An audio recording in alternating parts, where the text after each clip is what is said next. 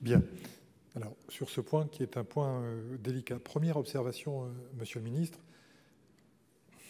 quand on ne veut pas avancer, manifestement, on n'avance pas.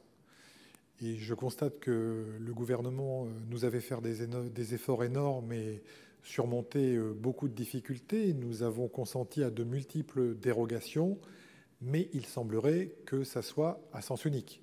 C'est ce que je comprends de votre attitude par rapport au vote postal.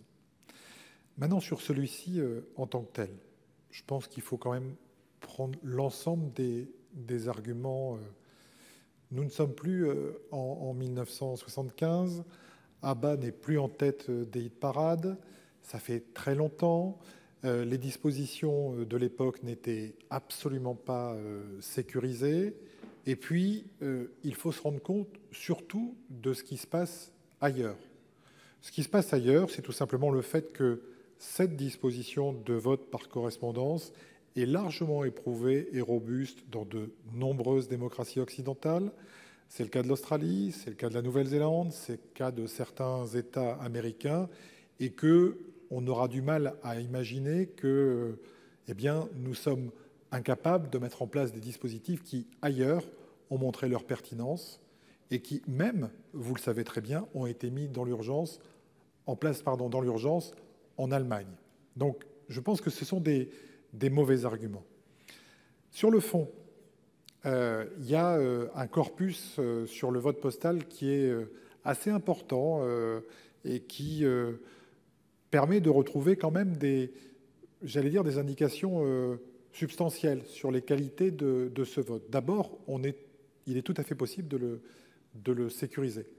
Des enquêtes électorales successives menées dans l'État du Colorado, de l'Ontario, dans l'État de Washington, ont montré que le taux de fraude au vote postal n'est pas plus important que dans d'autres modalités de vote.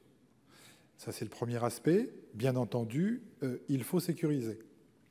Deuxième aspect, ce vote est neutre du point de vue politique. C'est-à-dire qu'il a été prouvé qu'il ne bénéficie pas plus à une formation qu'à une autre. Ça, c'est le deuxième point. Et le troisième point, le plus intéressant, c'est de voir que le vote par correspondance a une faculté, c'est qu'en général, il accroît la participation, contrairement à tout ce qu'on pourrait penser. Et s'il accroît la participation, et si nous voulons faire en sorte que le scrutin du 28 juin soit un scrutin où il y ait le plus de participation possible, il nous semblait que c'était une solution. Je ne pense pas que vous n'étiez pas au courant de ces dispositifs.